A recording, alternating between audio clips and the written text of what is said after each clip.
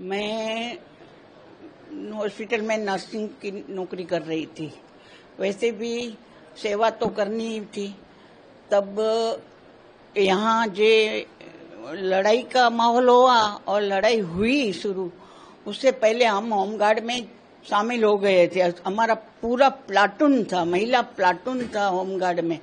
तो हम लोग सब ड्यूटी करते, हमको पूरी ट्रेनिंग मिली है। फायरिंग, परेड, कैसे दौड़ना, कैसे चढ़ना, कैसे किसी को बचाना, ये सब हमको पहले से ट्रेनिंग मिली हुई थी। जब लड़ाई हुई उससे पहले हम ज्वाइंट किया था, तो हमको ये ट्रेनिंग हमको बहुत काम आई। घर घर में जाके महिलाओं को बाहर निकलना तब टाइम बहुत कठिन था। उसमें भी जब होमगार्ड का यूनिफॉर्म पहन के निकलना, वो तो बहुत मुश्किल की बात थी। फिर भी हम सब फुल यूनिफॉर्म में आते थे और हमको प्राउड भी होता था कि कम से कम हम देश की सेवा के लिए तो काम कर रहे हैं। और हम अभी भी सबको बोलते हैं कि लड़कियां और महिलाएं ट्रेनिंग में आए और ये सब करने के लिए वो लोग की जरूरत है। सबको हिम्मत देने की है, क्योंकि माहौल इतना खराब हो गया। वो टाइम का माहौल तो हो गया, तब नहीं पुलिस में थी, नहीं होमगार्ड में थी, फिर भी हमको ज्वाइंट करके हमको ट्रेनिंग दिया है, वो भी बहुत बड़ी बात है। तो अभी हमारा काम ये है कि जो महिलाएं नहीं निकलती है बाहर या होमगार्ड में या ये सेवा करने में जिसको तकलीफ है, उसको समझा के हिम्मत दे के होमगार्ड में भर्ती करो और देश की सेवा के लिए तैयार हो। ये सब हमको सिखाना है।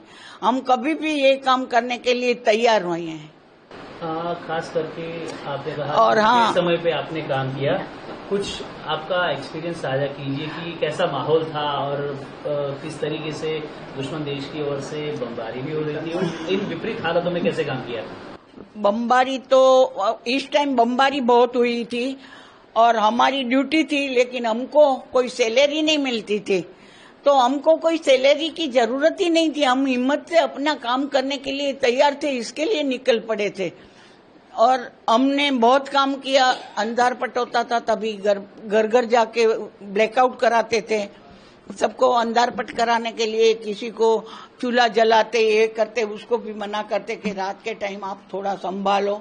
ये सब करने के लिए हम काम करते थे। अभी पहलगाम में कुछ दिन पहले आतंकी हमला हुआ, उसके बाद दोनों देश की सीमाओं पर तनाव है।